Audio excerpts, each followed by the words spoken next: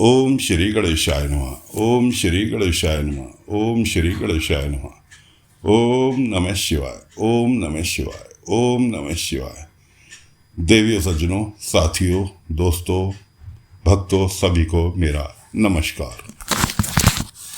साथियों, कथा प्रारंभ करते हैं। आज सुनाने जा रहे हैं आपको गणेश विवाह। ब्रह्मा जी ने नारद को बताया, हे मुनिश्रेष्ठ, अब गणेश का लालन पालन शिव पार्वती बड़े लाड़ प्यार से करने लगे। वे कुमार के साथ खेलने कूदने लगे।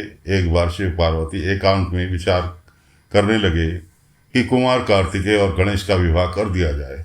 माता पिता की इच्छा जानकर दोनों भाई झगड़ा करने लगे कि पहले मैं विवाह करूंगा, दूसरा बोला पहले मैं विवाह करूंगा। दोनों भाइयों में परस्पर विवाद प्रारंभ हो गया। उनका विवाद देखकर शिव पार्वती विचार करने लगे कि यह विवाद किस प्रकार सुलझाया जाए। तब उन्होंने एक उपाय सोचा कि तुम दोनों ही एक समान प्रिय हो, अतः तुम में से जो पहले पृथ्वी की परिक्रमा करके आ जाएगा उसी का विवाह पहले किया जाएगा। यह सुनकर कार्तिकेय जी पृथ्वी की परिक्रमा के लिए चल पड़े, परंतु गणेश जी की बुद्धि लगाकर सोचा कि मुझे क्या करना चाहिए। बहुत सोच विचार कर वे माता पिता से बोले, आप दोनों सिंहासन पर विराजमान हो जाइए, मैं आपकी पूजा करना चाहता हूँ। तब शिव पार्वती सिंहासन पर बैठ गए। गणेश जी ने उनकी पूजा करके परिक्रमा की। फिर उनकी स्तुति करके वे बोले, अब आप मेरा विवाह कर दें। शिव जी ने गणेश से पूछा, क्या तुम पृथ्वी की परिक्रमा कराए? तुम भी शीघ्र परिक्रमा कर आओ। कुमार तो चले गए हैं। गणेश जी हाथ जोड़कर बोले, जब मैंने आपकी 7 बार परिक्रमा कर ली, तब आप कैसे कह सकते हैं कि परिक्रमा कर आओ? क्या इसमें पृथ्वी की परिक्रमा नहीं हो गई? क्या यह वेद शास्त्र असत्य हो जाएंगे? पुत्र की यह बुद्धिमानी की बात सुनकर माता पिता चुप हो गए। वे गणेश जी से बोले, हे पुत्र, तुम्हारा कथन सत्य है, तुम्हारी बात हमने स्वीकार कर ली। इस प्रकार उन्हें आश्वासन देकर शिव पार्वती ने गणेश के विवाह की इच्छा व्यक्त की। इसके पश्चात प्रजापति ने अपनी कन्या सिद्धि बुद्धि के विवाह के लिए शिव जी के पास आकर बातचीत की। शिव जी ने उनका प्रस्ताव स्वीकार करके गणेश का विवाह निश्चित कर दिया। शिव जी ने के विवाह की तरह गणेश जी के विवाह में भी सभी देवता शामिल हुए। काफी समय के पश्चात गणेश जी के सिद्धि से क्षेम और बुद्धि से लाभ नामक 2 पुत्र उत्पन्न हुए। इसके पश्चात कुमार कार्तिकेय पृथ्वी की परिक्रमा करके लौटे। नारद जी ने रास्ते में ही कार्तिकेय को सब समाचारों से अवगत करा दिया। समाचार जानकर कार्तिकेय के क्रोध की सीमा न रही। वे माता पिता को प्रणाम करने के पश्चात क्रौंच पर्वत पर जाकर तपस्या करने लगे। कुमार के विवाह में पार्वती जी को बड़ा भारी दुख हुआ। तो साथियों, अब प्रारंभ कर रहे हैं रुद्र संहिता का युद्ध खंड। त्रिपुरासुर का वर्णन। तारकासुर के वध के उपरांत उसके 3 पुत्र, जिनके नाम विंध्योन्माली, तारकासु और कमलाक्ष थे, ये पृथ्वी पर तपस्या करने लगे। ये तीनों महान बलशाली, जितेंद्रिय और देवताओं के द्रोही थे। इन तीनों ने ब्रह्मा जी को प्रसन्न करने के लिए सुमेरु पर्वत पर तपस्या प्रारंभ कर दी। उनके हजारों वर्ष तक घोर तपस्या करने से ब्रह्मा जी उनके सम्मुख प्रकट हुए। तीनों भाइयों ने ब्रह्मा जी को प्रणाम किया और बोले, हे ब्राह्मण, यदि आप हमसे प्रसन्न हो तो हमें ऐसा वर दीजिए कि हम सभी प्राणियों से अबाध्य हों। हम अमर रहकर और निर्विघ्न रहकर चाहें तो त्रिलोकी का वध कर सकें। ब्रह्मा जी ने कहा, तुम अमरता छोड़कर कोई दूसरा वरदान मांगो, क्योंकि कोई भी प्राणी अमर तो हो ही नहीं सकता। यह सुनकर तीनों दैत्य बोले, प्रभु, हमारे पास ऐसा कोई दुर्ग नहीं है जिसमें शत्रु प्रवेश न कर सके। हमें ऐसे 3 पुरों का निर्माण कर दीजिए जिसमें धन संपत्ति के सभी सुखदायक साधन उपस्थित हों तथा उन्हें देव या दानव कोई तोड़ न सके, तथा अजय हों। तारकाक्ष को स्वर्ण का, कमलाक्ष को चांदी का और विंध्योन्माली को लोहे के पुरों के निर्माण की प्रार्थना की। ब्रह्मा जी ने कहा, तुम्हारी इच्छा पूर्ण हो जाएगी, तथा शिव जी के अतिरिक्त तुम किसी के हाथों से नहीं मारे जा सकोगे। ब्रह्मा जी तारक के तीनों पुत्रों के लिए उनकी मांग के अनुसार 3 पुरों के निर्माण कराया। इनमें से एक स्वर्ग में, दूसरा आकाश में और तीसरा पुर पृथ्वी पर स्थापित किए गए। तीनों भाई अपने अपने पुरों में आनंद पूर्वक जीवन व्यतीत करने लगे। ब्रह्मा जी के वरदान स्वरूप वे महान ऐश्वर्य का सुख भोगने लगे तथा एक छत्र राज्य करने लगे। इन्होंने त्रिलोकी अर्थात तीनों लोकों को अपने वश में कर लिया। देवगण त्रिपुरा के कष्ट सहन करते करते दुखी होकर ब्रह्मा जी के पास जाकर अपने कष्टों को बताने लगे। ब्रह्मा जी ने उन्हें भगवान शंकर के पास जाने की सलाह दी। तब देवता भगवान शंकर के पास गए और उनकी स्तुति करने लगे। हे प्राणियों के संहार करता, हे अमित तेज वाले, आपको हमारा नमस्कार है। भगवान शंकर ने देवताओं के आने का कारण पूछा। इस पर देवता बोले, हे भोलेनाथ, तारकासुर के तीनों पुत्रों के लिए तीनों लोगों पर अपना अधिकार करके वे हम पर अत्याचार कर रहे हैं। उनके अत्याचारों से पीड़ित होकर ही हम आपकी शरण में आए हैं। आप हमारी रक्षा कीजिए। यह सुनकर भगवान भोलेनाथ बोले, हे देवताओं, हे तीनों असुर मेरे ही भक्त हैं, अतः मैं इन्हें मारने में असमर्थ हूँ। तुम भगवान विष्णु के पास जाओ और वे जैसा कहें वैसा करो।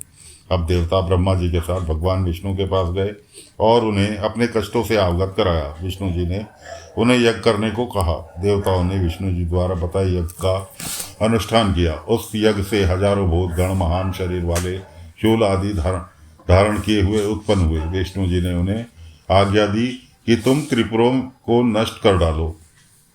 विष्णु जी की आज्ञा पाकर वे भूतगण तीनों पुरों में गए, परंतु उन पुरों में प्रवेश करते ही असुरों के प्रभाव से भस्म हो गए। शेष रह गए भूतगणों ने विष्णु जी को कहा और वहां के परिणामों से अवगत कराया। तब विष्णु जी ने कहा कि ये असुर शिव पूजन और धर्म कर्म के कारण अबाध्य हैं। उन्होंने सोचा सर्वप्रथम इनका धर्म कर्म और शिव पूजन को नष्ट करना चाहिए, तभी काम बन सकता है। उन्होंने देवताओं को भेज दिया और स्वयं उनके हित चिंतक में लग गए। श्री हरि ने एक नास्तिक व्यक्ति को प्रकट किया। उसके वस्त्र मिलिन थे और सिर मुंडा हुआ था। इसका नाम उन्होंने नास्तिक रखा। उसके एक हाथ में झाड़ू और दूसरे हाथ में काष्ठ का एक पात्र था। वह अपने हाथ में खुला वस्त्र लिए और मुंह पर कपड़ा लपेटे श्री हरि के सम्मुख खड़ा हो गया। श्री हरि ने उससे बोले, तुम मेरे अंग से प्रकट हुए हो, अतः तुम्हारा नाम अरिहन होगा। तुम 16,000 श्लोकों वाले ऐसे शास्त्र को बनाओ जो वर्ण आश्रम धर्म से संबंधित हो।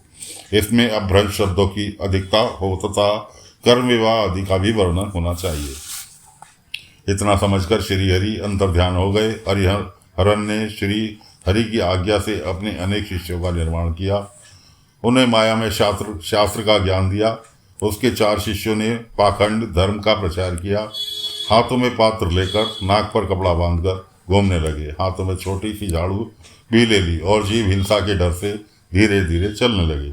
ये सब त्रिपुर नगर गए। वहां पहुंचकर इन्होंने अपनी यात्रा फैलाई और बालकों को मोहित करने लगे, परंतु शिव जी के प्रभाव के कारण वहां उनकी माया आसानी से फैल नहीं सकी। तब नारद जी उनके साथ त्रिपुर गए और त्रिपुरपतियों से मिले तो त्रिपुराधीश मोहित होकर उन ऋषि मुनियों से दीक्षित हो गए। सभी त्रिपुरवासी भी हरिहरन से दीक्षित हो गए। इस समय समस्त त्रिपुर के उनके द्वारा क्षण भर में माया में हो गया। अब त्रिपुरासुर ने शिव जी की पूजा छोड़ दी और सारा धर्म नष्ट हो गया। इससे लोग दुराचारी बन गए। श्री हरि ने कैलाश पर जाकर भगवान शिव जी की वंदना की। देवता भी उसकी प्रार्थना करने लगे। तब सबकी प्रार्थना पर भगवान शिव नंदी पर सवार होकर प्रकट हुए और देवताओं से बोले, मुझे दैत्य के अधर्मों का पता चल गया है, इसलिए अब मैं उसका वध अवश्य करूंगा। अन्यों का वध भी श्री हरि करेंगे। यह सुनकर श्री हरि कुछ उदास हो गए। तब ब्रह्मा जी ने हाथ जोड़कर भगवान शिव जी से प्रार्थना की, प्रभु आप समर्थ हैं, आपको कोई पाप नहीं लगेगा, इसलिए आप ही समस्त अस्त्रों का नाश कर डालिए। मैं आपका प्रजापति और पुरोहित हूँ। श्री हरि युवराज हैं, इंद्र आज्ञा पालक सेवक हैं तथा सभी देवता आपके अधीन हैं। आप तो समस्त विश्व के सम्राट हैं। इतना सुनकर भगवान शंकर बोले, हे देवताओं, तुमने मुझे सम्राट कहा है, परंतु मेरे पास तो न रथ है, न अश्व है, न धनुष बाण है, फिर मैं युद्ध कैसे करूंगा। भगवान शिव को युद्ध के लिए तैयार देखकर समस्त देवता प्रसन्न हो गए। और बोले, यदि आप युद्ध के लिए तैयार हो तो हम सभी आपके लिए इन सब चीज़ों का प्रबंध कर देंगे। इतना कहकर समस्त देवता हाथ जोड़कर उनके सामने खड़े हो गए। तब भगवान शिव जी ने देवताओं से कहा, मेरे लिए दिव्य रथ, दिव्य सारथी और दिव्य धनुष बाण का प्रबंध करो। प्रसन्न होकर सब देवता विश्वकर्मा के पास गए। विश्वकर्मा ने श्री हरि की आज्ञा से शिव जी के लिए एक सुंदर दिव्य रथ का निर्माण किया। यह रथ सर्वभूत युक्त स्वर्ण का था। रथ के दाहिने पहिए में सूर्य तथा बाएं पहिए में चंद्रमा का समावेश था।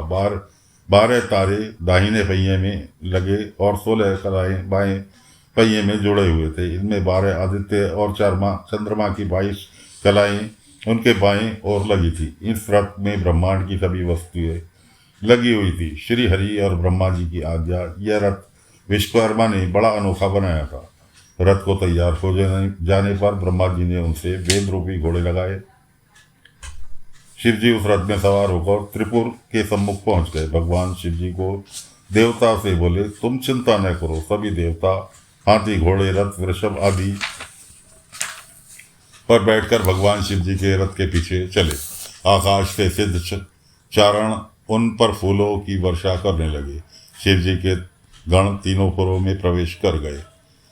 जब भगवान शंकर विश्वकर्मा द्वारा बनाए गए रथ के पर आरूढ़ हुए तो उनका बाण ही नहीं चला, वे काफी देर तक वैसे ही खड़े रहे। आकाशवाणी द्वारा ज्ञात हुआ कि गणेश पूजन नहीं होने के कारण गणेश जी एक पैर के अंगूठे पर खड़े होकर उनसे विघ्न पहुंचा रहे हैं। भगवान शिव ने गणेश जी का पूजन किया तो गणेश जी प्रसन्न होकर मार्ग से हट गए। अब भगवान शंकर ने धनुष पर पाशुपात बाण चढ़ाकर त्रिपुर संहार की इच्छा व्यक्त की। राक्षसों ने आनंदपूर्वक शिव जी की ओर देखा तो सभी देवताओं ने इन राक्षसों को मारने के लिए शिव जी से निवेदन किया। तभी हजारों सूर्य के समान बाणों से त्रिपुरवासियों को दग्ध कर दिया। हजारों की संख्या में राक्षस भस्म हो गए। राक्षसों में शिव जी की पूजा न करने के कारण हाहाकार मच गया। तारकाक्ष जब भस्म होने लगा तो वह भक्तिपूर्वक भगवान शंकर की ओर देखकर बोला, यह तो हमें पता था कि आप ही हमें भस्म करेंगे। हमारी यह मृत्यु बड़े मुनियों के समान है। आप हमारी विनती है कि जन्म जन्मांतरों तक हमारी बुद्धि आप में ही लगी रहे। मैं मानक दैत्य के और सभी उनमें भस्म हो गए।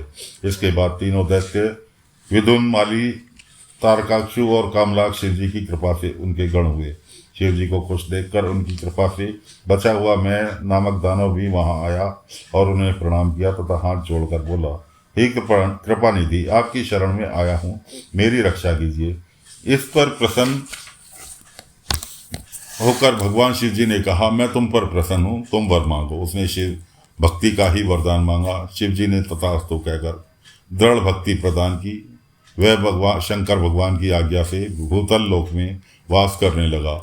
इसके बाद मुंडी हरिहरन भी वहां आया और शंकर भगवान की स्तुति करने लगा।